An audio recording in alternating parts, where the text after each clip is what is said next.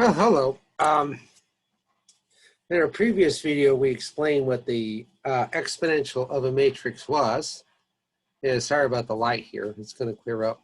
Now we're going to show you what relevance the exponential of a matrix has in the solution for a system of differential equations or a differential equation in matrix form. So let's go ahead and get started. And this is going to be our setting right here.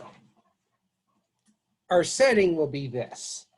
We'll have x prime, and this can be a vector or possibly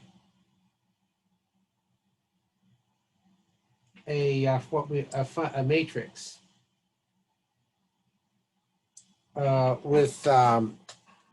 whose entries are functions of some variable, which we'll call t. And this will be equal to a times x, where a is n by n, and x can be n by n, or n could be a vector if you wish. So this is a fact of differential equation right here. And so, and when we solve this, we'll explain the context for this. But what's clear is that A is an n by n matrix. Now we know from elementary differential equations or even calculus that if we had something like this, where A is a constant, we know that the solution is going to be some constant c e to the at.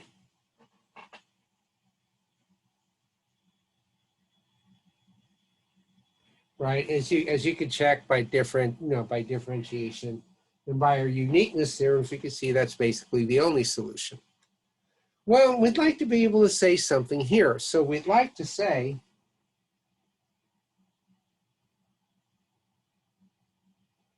that x, filling in the role for y, and e to the at is our solution. Now, in order to be, this is the exponential matrix right here. In order to make sense, two things must happen. And the first thing we're going to talk about is we're going to talk about what it means to take the derivative of this thing. Because remember, we have this. So remember what e to the at was. This was, of course, equal to I plus AT. And this is basically the matrix times a scalar. And remember, A is n by n. I should say it's constant matrix of constants. Plus AT squared over 2 factorial plus AT cubed over 3 factorial. And what we had explained before is, in fact, this was a convergent, this is going to be a convergent series, so this is well defined. So now, if we try to talk about the derivative of this, now remember, this is for all entries.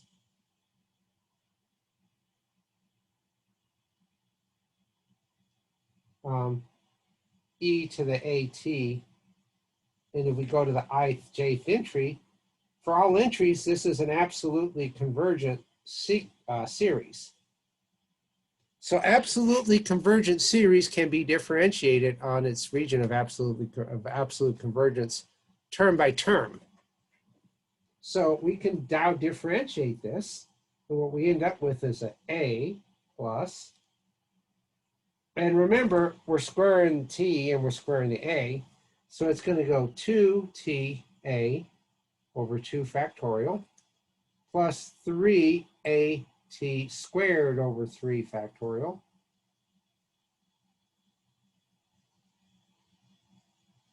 because remember, we're on the region of absolute convergence, which happens to be the whole real line here. And then And I guess, and to show these properties, you'd have to show that this is, well, it's clear that this works for every partial sum, and then show that it extends to the limit. I'm going to neglect doing that. I'm just going to go ahead and divide out by A. And remember, this is a matrix. So we have an I, 2t over 2 factorial.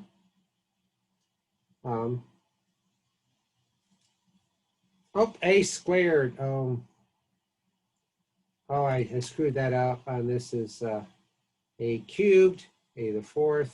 Yeah, I made that mistake in class too. So yeah, so this is 2 squared A plus 3 A cubed, A squared, T squared over 3 factorial.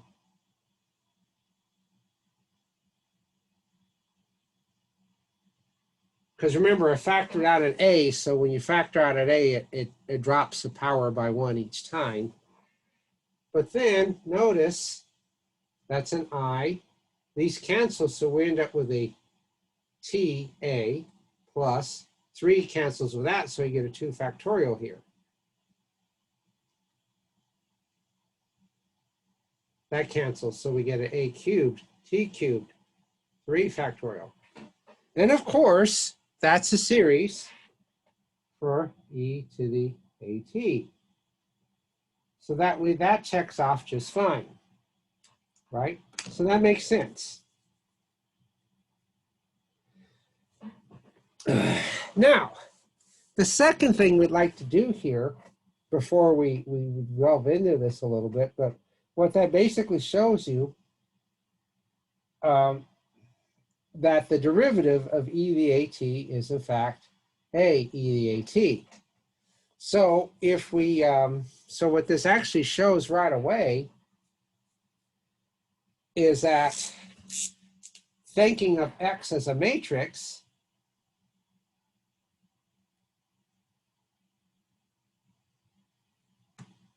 then we know that e to the AT primed is in fact equal to a e to the AT.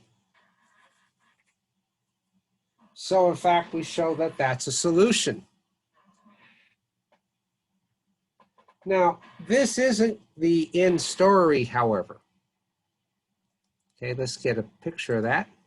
That isn't quite the end story, because when we actually solve these things in practice, we're going to be often interested in finding numbers of solutions, or in other words, we're going to be really relating these x's to the columns of a matrix, this matrix here.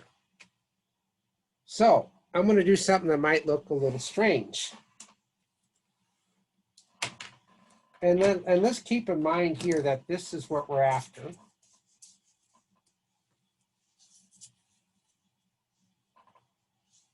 The second thing we'd like to talk about is, now recall, so let's keep this in mind.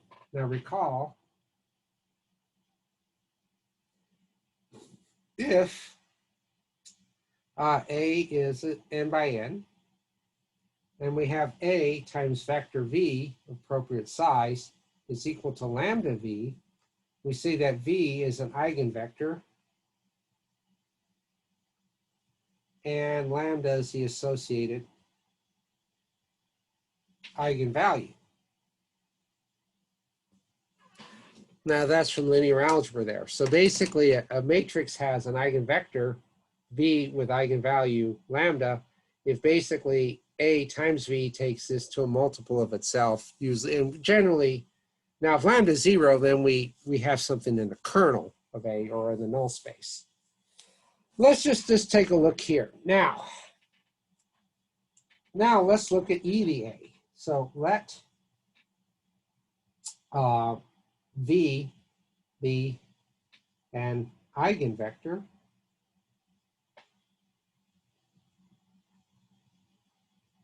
for A with eigenvalue, lambda. So now if I take e to the A times vector V, what do we get? And this is going to be very interesting here. Well, if we write this as I plus a squared over 2 factorial plus a cubed over 3 factorial, etc.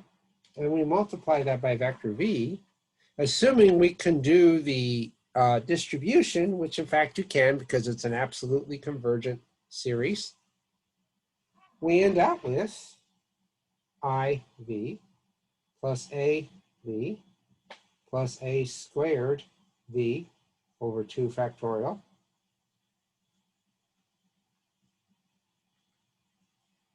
and what happens? Well, remember, this is an eigenvector, so that's a lambda v. Now, it's an exercise to say that if lambda is an eigenvalue for associated with v for matrix A, if you square it, you're just going to get a lambda squared. And you're just going to get a lambda to the 3rd power. It's an elementary exercise in linear algebra. Then we could take the v's outside.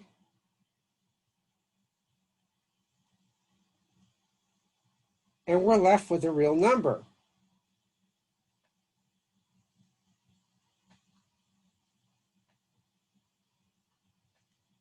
And what's that equal to? Well, we got the series for E. So what we see is that E to the A times eigenvector V turns out to be E to the lambda T V. I mean, E to the lambda V, sorry. So that's an important result also. Okay, and then it follows that E to the AT times vector V turns out to be E to the lambda T vector V. Now, what does that have to do with this? Well, this is where we close the deal here.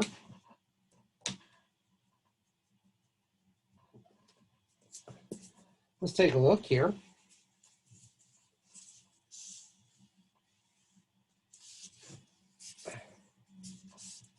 So now given this differential equation, and let V be an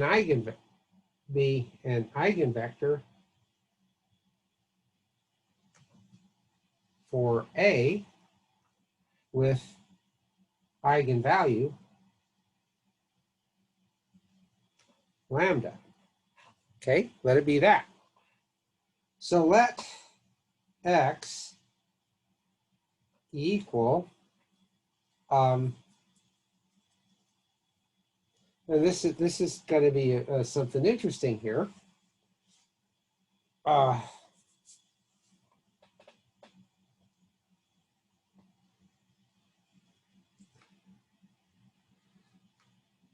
Okay, let X be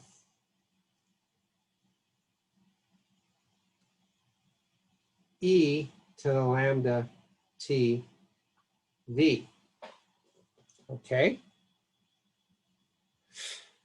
Well, on one hand, X prime is going to be lambda E to the lambda T V, right? On the other hand,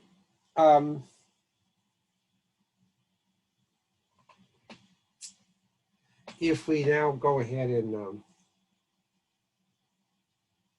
take a look at A lambda, I'm sorry, we take A times, okay, so A times E to the lambda T V. Well, this is E to the lambda T A V. And that works as well.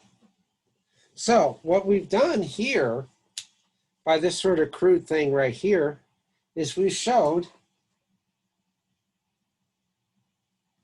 that what I would call individual solutions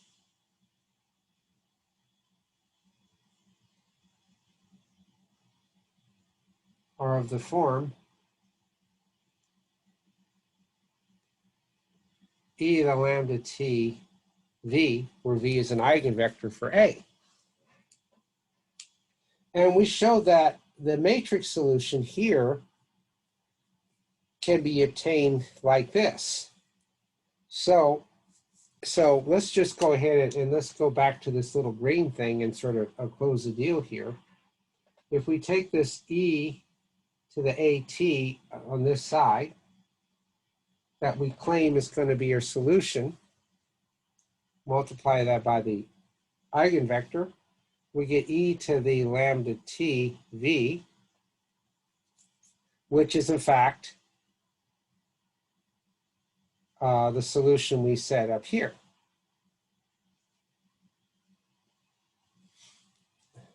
So in fact, these are going to form what we call a basis of the solution space for this differential equation here. And so let's just do a couple of examples. Let's do an example here to show you how it works.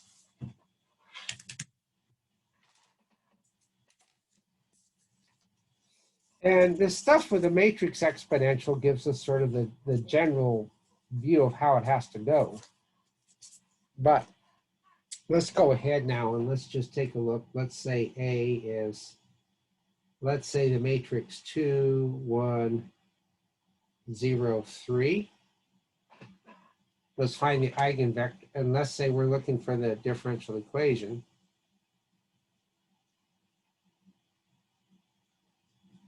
So first of all, what's the eigenvectors? Well, remember what you do is you calculate A minus lambda I. So you take away the lambdas here. Then you calculate the determinant of that. And you get what's known as the characteristic equation for the polynomial. And you set that equal to 0 to make it singular. Then you get lambda is 2 and lambda is 3. So we try lambda is 2. So then we take A minus 2i, which works out to be 0, 1, 0, 1. So an eigenvector there would be 1, 0 because that's in the null space. And then for lambda equal 3, A minus 3i would be minus 1, 1, 0, 0. So this would be a nice eigenvector for that. Because you multiply that by that, you'd end up getting 0, 0. This is in the null space of this matrix here. So your solutions, a fundamental set of solutions would be e to the 2t, 1, 0, and e to the 3t, 1, 1. And in fact, if you took the exponential of A, you'd actually see that. E to AT, you'd have e to 2t, 0, 0, e to 3t.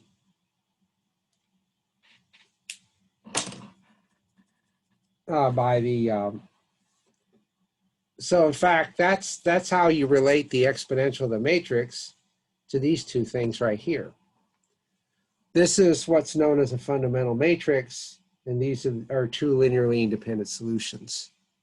So thanks for watching.